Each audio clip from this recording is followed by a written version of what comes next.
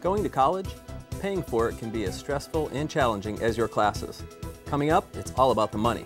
We have experts to talk about financial aid applications, scholarship resources, and much more. Stay tuned, Campus Conversations is next.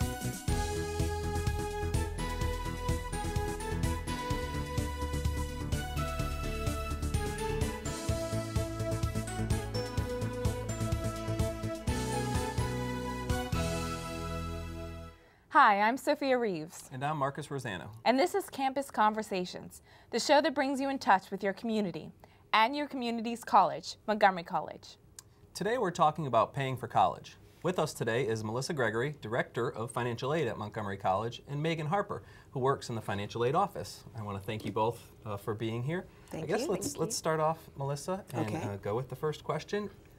What types of financial aid are available for students at Montgomery College? We have all types of financial aid, and sometimes students are surprised to find out it's basically the same financial aid available at four-year schools. We have grants and scholarships, we have student loans, and we have employment programs where we hire students to work on campus and some off campus. Some of it comes from the federal government. Actually, a lot of it comes from the federal government. We have state programs. We have institutional money. Our foundation raises a lot of scholarship money for our students. And then we have a federal student employment program that helps students with a paycheck throughout the semester. It doesn't pay for tuition up front, but that's also nice money to have for those incidental expenses. Okay. What are the differences between scholarships, loans, and grants? Well, we call grants and scholarships gift aid. You want to see lots of that on any financial aid award letter because that's the money you get and you use, and that's it. There's usually no strings attached other than going to class and keeping your grades up. Grants are typically based on financial need, and scholarships might be based on need, but more often they have other criteria like a certain grade point average or being in a particular major, that kind of thing. Student loans, not a lot of our students like to borrow, so we call our students fairly loan averse. They would rather get the grants and scholarships, and that's smart, than take out loans. But that's something you're going to have to pay back someday once you're out of school. And Megan, you work in the Financial Aid Office, so I'll direct this question to you. Tell us about the application process for the Fafsa. And if you want to explain what the Fafsa is, it's a very scary. What is the Fafsa? It's a very scary word for a lot of students. Well, the Fafsa is basically the baseline application when applying for financial aid. It tells you, once you've completed it, it tells you what type of aid you are eligible for based on your answers to the application. So if you're eligible for grants and student loans or just the student loan portion of financial aid. Okay. It's a federal application, but almost every school in the country is using it to start off for all of their financial aid. They may have additional documents they want, and we do that too, but we all start with the free application for federal student aid. And how does a student kick off this application process? They go online. We send information to all of our enrolled students. We just finished sending postcards out and emails to every enrolled student at the college encouraging them to start the application process for the new academic year. Give them the website fafsa.gov. And they go out there, and they've changed the application process, trying to make it a lot simpler, but it's an online application. You don't have to complete it all at one time. You can do little bits of it and then save it and go back in later. It's basically last year's income information. If you're a dependent student, a student under 24, your parents' income information, and a lot of other things that all get churned into a federal formula. And that number that comes out tells us what kind of financial aid we can give you, tells us what you're going to be eligible for. Is it first come, first serve, or, for the scholarship money? Some money is. For example, our institutional grants, we have a limited amount of money, and we're one of the few community colleges in the state with a really generous institutional grant program, and that's great, but it's nowhere near enough to fund all of the students that have financial need. So the students that apply early, our annual deadline for start the new academic year is May 15th. If you meet that deadline, you're more likely to get some of that grant money. If you wait until August, 1 week before school starts, it's all been awarded, so you lose out on those extra sources. We also have a lot of scholarship money, and that's awarded through a different process. There's a separate application, some essays, and other information about you, and that's limited as well. So the students that apply early get in the pool early, and they'll know about their money sooner because they applied earlier. So it does run out. Some things don't. Federal Pell Grant, federal loans, you can get those almost any time of the academic year, but when you really want it is when the bill is due. So early is good. What should students be doing now? Is there any way that a student can be prepared for the next round of financial aid, maybe for the next coming school year? Yes, right now the main thing that students want to do is actually get online and fill out the Fafsa application. That's the first thing you want to do so that you know, okay, this is what I'm possibly eligible for as far as financial aid is concerned. And once you've filled out that application, whether you're going to our college, Montgomery College, or University of Maryland, or any other, university or college, you want to contact their financial aid office to see what it is you need from them, or what they need from you as far as completing your financial aid application with that college that you're planning on attending. Okay. What are common concerns you hear from students when applying for financial aid? Mostly deadlines. Like our priority deadline is May 15th, so one big concern students have is, okay, it's May 16th, or it's after that deadline, so is it too late for me to apply? And no, it's not too late. You can still apply for financial aid, but like Ms. Gregory said, the earlier you do it, the better, because you'll have, exactly what it is you're eligible for and how much before classes start the next semester. So you definitely want to do it early. Another question or concern that students have is when they see that what they're eligible for once they've handed in all their documents might not necessarily match up with what they initially expected. Sometimes it's more, sometimes it's less, and that's because once you complete the FAFSA application and you hand in your additional documents, we have to verify that information with what you put on your FAFSA. So based on if it doesn't match up or there are discrepancies, that information has to be adjusted, and depending on those adjustments, it may put you eligible for more money or decrease the amount of money that you're eligible for. So I would say those are the two main concerns that students have when they come into the office. It's also important that sometimes things happen in your family. You fill out the form, you follow the instructions, and you put down the income the way it told you to do that. And something's happened. So income has been reduced, some income has been lost. Things happen. So there are circumstances that can change your... Absolutely, and students need to come in and talk with a financial aid representative, a financial aid counselor or specialist who can collect that information and see, will it make any difference in your eligibility. We've had a lot of that the last 2 or 3 years, lots of people having reduced hours, losing jobs, many changes in the family financial situation. So there is hope, there is something you can do, but you have to tell us. What about the student who walks into the financial aid office or goes online and they assume that, well, my parents have decent jobs. I'm not going to be eligible for financial aid. What do you tell those students? I go out to high schools all over the county, and I'm always telling people you need to apply at least once. There are ways to do a pre-FAFSA. There's a Fafsa forecaster that we recommend to, say, parents of high school juniors. Go out and try this and see what the result will be. Also, financial need is going to vary from school to school. So we do a lot of discussions with students who may not have applied for financial aid at MC, and now they're getting ready to transfer, and they haven't been through the process. Well, you need to go through the process. You need to know what it's all about, because then you'll know what your financial need is. There's also something coming up next year that's going to be a calculator that will be on every single school's website. It's called a net price calculator.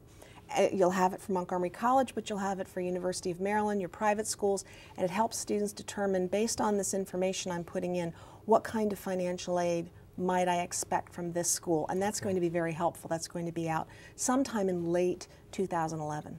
Okay. Can we talk really quickly about the fees that a student is going to face at Montgomery College and translate that into the financial aid they're going to get? Are we talking books? We're talking tuition, obviously. Just how is the money going to come in? What type of dollar value are we talking about, and how does that translate into paying your entire bill? Or are students still going to probably have to come up with their own kind of money after they do get awarded financial aid? Well, it's going to differ from student to student completely. We all start with a cost of attendance, which is tuition fees, books and supplies. There's a room and board allowance. There's transportation, so there's room and board personal allowance expenses. Even at Montgomery College? Even for a commuter student, and that's the law. So that's what determines your need, and I think that's why many community college students think, oh, I'm not going to qualify, because they look at the tuition only. But it isn't tuition only. The biggest thing our students are concerned about is getting the basic direct costs covered, tuition, fees, and books. And if you apply early and you have enough financial aid, you can get an allowance for your books up front that you can charge at our MC bookstore and then take it out of your financial aid later. The late applying students don't always get that because we don't have time. So yes, financial aid can cover all of those things. What you receive up front, what you see in your grant or scholarship might not, and that's when you have time to think, well, do I really want to borrow a loan to cover the rest of it? So there's a way to cover your full cost of education at MC because we are so low cost, but it may not all be grant and scholarship. Okay. So you're saying you can also get more money than just tuition and books. You can get more on top of that. Yes. And what can you do with it? It's for your living expenses. Okay. It's to put gas in your car. It's to go out and buy food. It's for all of those kinds of things that you need as the cost of being a student. It also costs more money to be a student commuting back and forth, even if you're living at home with your parents. You're going to spend more on food because you're eating out. You're going to be spending on transportation, and that's what financial aid is for as well. Megan, let's talk a little bit about the work-study program. Okay. You're very familiar with that, and tell us how you got involved with that, and tell us how it's helped you as a student. Okay. I am a member of the work-study program, and it's basically, it's another form of financial aid, whereas I get a paycheck just like anybody else working, but instead of Montgomery College paying me, it comes from the federal government. Okay. So that's what qualifies it as financial aid. I mean, it helps because, like Ms. Gregory said, transportation, even though it's a community college, you still have to drive back and forth, and it does help a lot with gas, and, you know, the cafeteria lunch prices are pretty crazy. So it does help with when you get hungry and you have breaks between your classes, grabbing a snack. So I would say that it really does help a lot to get into the federal work-study program. You basically have to have filled out a Fafsa application. You have to hand in your additional documents to Montgomery College, and then once you do that, you can see one of the employment counselors and see, as far as being eligible for work-study, what you need to do to meet those eligibility requirements. You have to have at least 6 credits, so you have to be a part-time student at least to be eligible. You have to have all your, like I said, your financial aid documents handed in and on time before the deadlines, but there are certain other requirements that you need to speak to with the employment counselor as far as availability of jobs on campus, or there are some off-campus jobs that are eligible for federal work-study as well. Okay. Are there payment plans if they don't have jobs on campus or if they can't pay it up front? Yes, the college does have a payment plan. It's usually done in 3 installments, and what students do is go online, and there's a section after they register where it says now pay your bill, and there's a button you can click to get information on MC's tuition installment payment plan. Many families sign up for that. Some families sign up early, make the first payment, and then apply for financial aid, and they don't have to make the other payments because it turns out they were eligible for financial aid. So lots of different combinations and ways to pay. I have a 1-year-old daughter. Is there any guidance that you can give a father who is going to be paying a lot of money in about 17 years? Save a lot of money. I keep hearing that there's actually, you can lock into a state school, and hopefully that tuition doesn't change, or it will change. But talk a little bit about those programs and for parents. There are prepaid tuition plans. There's 2 different types of plans. One is a savings plan, the other is a tuition installment plan. Okay. And we have the savings plan of Maryland, and I don't have the direct information on that, but that's a plan you can sign up through Maryland, and it does both ways. We don't work on it a lot in the financial aid office, but some folks have signed up for the tuition installment plan, where they have a prepaid tuition amount, and that's going to go towards their tuition, okay. Or it's a general savings plan that they can pull money out. Many families that sign up for it, we found, are not using it for their education at MC. They're saving their money the first 2 years, doing the less expensive 2 years of community college, and then using those savings plans for the other 2 years. So, and then of course send your daughter to Montgomery College while you're still working here, so you'll get cheaper tuition. That's what I've been talking to my wife about. I talked to both my sons about that, so. Come to Montgomery College for the first 2 years and then transfer to a 4-year school. That's it. All right. Well, we've come to about the end of our segment with you, and I want to thank you both for shedding a lot of light on a process that is very scary to students and parents. Thank you. When we come back, we'll talk about scholarships offered by the Montgomery College Foundation. Stay with us. You're watching Campus Conversations.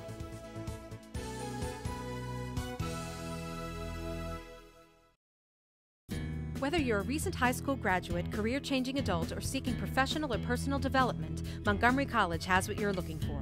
We offer more than 130 programs of study as well as workforce development and continuing education to prepare you for a rewarding future.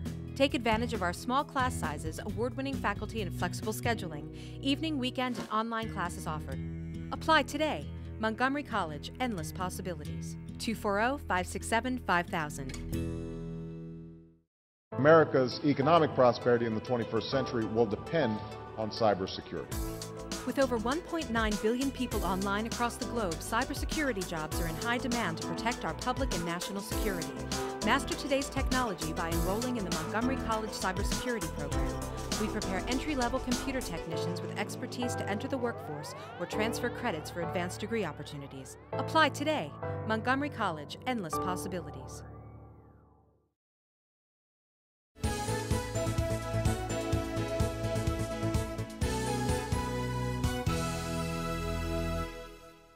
Welcome back to Campus Conversations. Today we're talking about money for college. And with us now are David Sears, Montgomery College's Vice President of Advancement, and Lena Barnett from the Montgomery College Foundation, and student Heather Baumgardner, who received the Lena Barnett Scholarship. And I want to thank you all for being here with us. Thank you very much.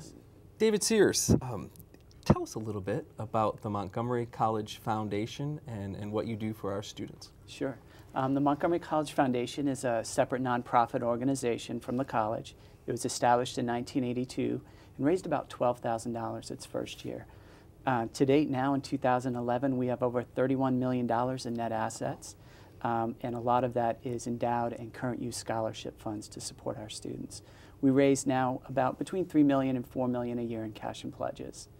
It's been a great organization to support students like Heather, and we've got great donors like Lena to help us out as well. And to jump on that question, talk a little bit about the capital campaign that was recently finished, and that's a wonderful amount, and you'll tell us about that. Sure.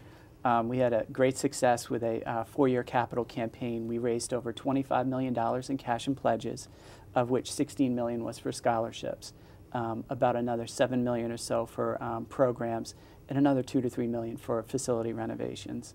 But our major focus is on that, on those scholarship funds, and it's provided now we're able to award more than $1 million every year in scholarships to over 700 students.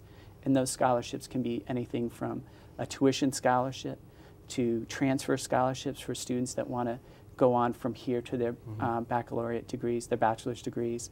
And we also do book scholarships or art scholarships where students might not be able to afford their art materials. We'll provide for them. So it's a great accomplishment to raise $25 million, and we raised the two largest gifts in the history of Maryland community colleges. We had two $3 million gifts in the process. That's fantastic. So, and one of them was a major one for both scholarships and transfer scholarships. What other ways is the foundation funded? Sure. We're funded mainly through philanthropy, so we receive donations from very different sources, individuals like Lena. We receive support from private family foundations such as the Marriott Foundation, organizations such as Montgomery Women, and companies have been wonderfully generous to us. Companies like Sandy Spring Bank, NASDAQ, all are providing scholarship dollars for our students. So it's really the community has come together to support our students. Ms. Barnett, tell us a little bit about yourself and how you got to come together with the Montgomery College Foundation. And we'll, when you're done with that, we'll talk about Heather, because she received a very scholarship close to your heart. Oh, and I'm thrilled to have Heather with me this afternoon. I'm an estate planning attorney, which means that I draft wills and trusts and help clients save taxes. And I was up in Baltimore conducting a seminar right outside of Camden Yards for a group of planned giving directors for community colleges around the Middle Atlantic. And there was a woman there who happened to come from Montgomery College, and she invited me to lunch after the seminar. And I grew up in Montgomery County, and I figured Montgomery College was well cared for because we're considered an affluent county even today. And she informed me that how important private funds are to help our students. So before I knew it, I was on the Montgomery College Foundation Board, and I served 4 consecutive 3-year terms. So I guess my presence here is proof we're like Hotel California. You can always check in, but you can never leave. And it's really my passion. I love the students, I love the faculty and the administrators, and it's really the intersection of all of Montgomery County. If you look at all the different communities come together right here. Okay, and Heather, tell us a little bit about yourself and how you went about winning the actual Lena Barnett Scholarship. And congratulations, I must say. Thank you, thank you. Yes, I am a student at Montgomery College and have been since 2007 as a part-time student, and just became a full-time student for the first time this semester. I applied for the first time ever for scholarships this semester, and to do that, I just filled out, it's one application for the foundation scholarship, which I got from the financial aid office. And it's a basic application, an essay about yourself, and that's submitted to the financial aid office. And then a few weeks later, I received an envelope in the mail that I had received the scholarship, the Lena Barnett Scholarship. And very thankful for people like her and everybody else who contributes to the foundation. It's extremely helpful to students like me. Where are you headed after MC? To University of Maryland at Baltimore for dental hygiene. Oh, very good. And a little bit about the application process. There might be some misconceptions with students that A, they don't think that they will win a scholarship or earn a scholarship, and B, that it was too difficult to actually apply for it. No, not at all. It's an extremely easy process, and I think that it makes it easy being that it is just one application that you fill out, and you're eligible for, you know, hundreds of scholarships through the foundation.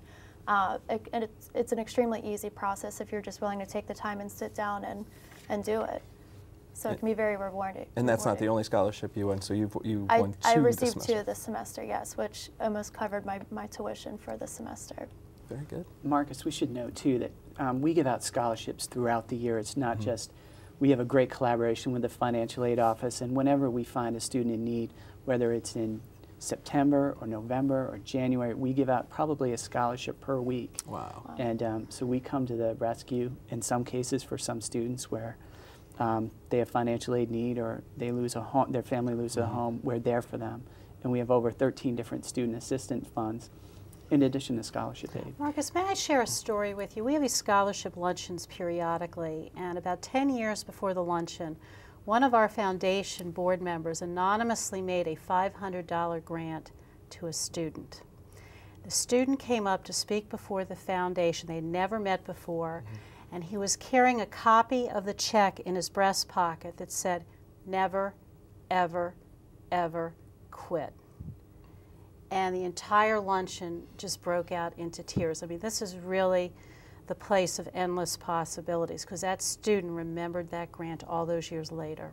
And that's a good story, and I was going to ask you both about that. You see, and I've seen a stack of letters. Yes. I want to know how that makes you feel going home every day to say, we, as the foundation, could have just helped somebody in need.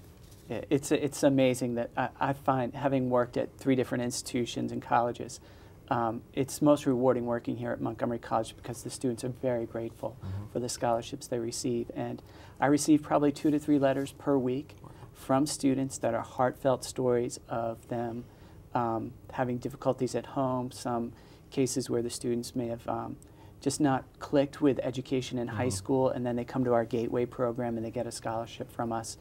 Or they're, for example, a couple weeks ago I had a call from a 46-year-old father of a 6-year-old who said never went to college, and now he's going back to school for the first time in 30 years because of a foundation scholarship. Wow. So despite all the trials and tribulations of what we deal with as in our work environment, there's nothing better than getting one of those letters every day, and it motivates us and our development officers to get out there and raise the money that we do. And scholarships aren't age specific, it's anybody is eligible for scholarships. It's true. We have scholarships, you know, into the Gateway program of students that are, you know, as young as 15, 16, right up to we've had scholarship recipients in their 70s and 80s.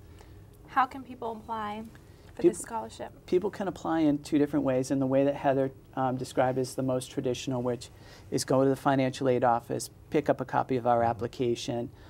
You can also get the application online. We have it in a PDF format that is easily accessible. Print it out, send it in. And then the third way we do is when we do have these emergency cases for scholarships where usually there's a staff member or faculty member who knows the student, and they'll send us an email on their behalf.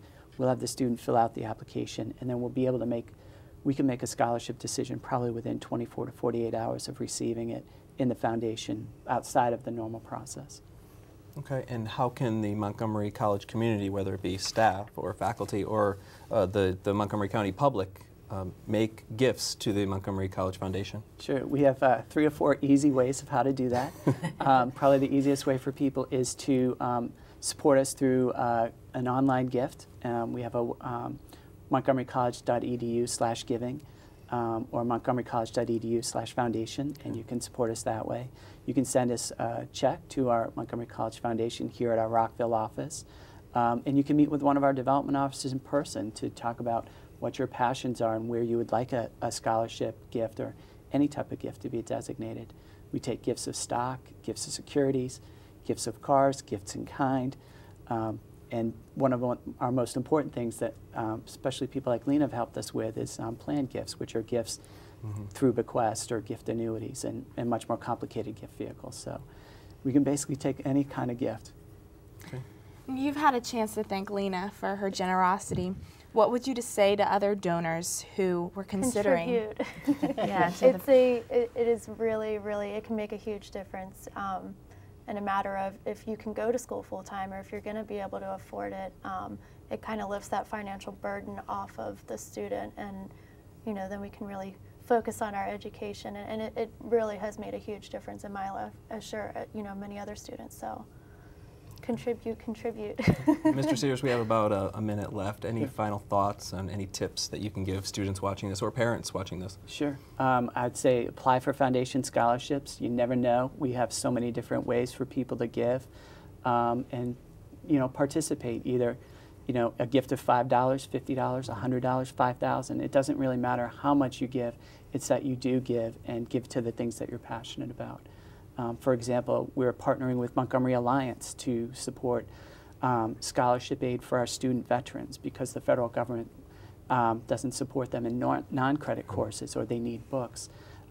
There's some great collaboration and partnerships within this county, and take advantage of them and give us a call or look us up online, send me an email. I'd be happy to talk to you. Thank you. Thank you. Well, that's all the time we have for today. Thanks for watching Campus Conversations, the show that brings you in touch with your community and your community's college, Montgomery College. I'm Sophia Reeves. And I'm Marcus Rosano. We'll see you next time.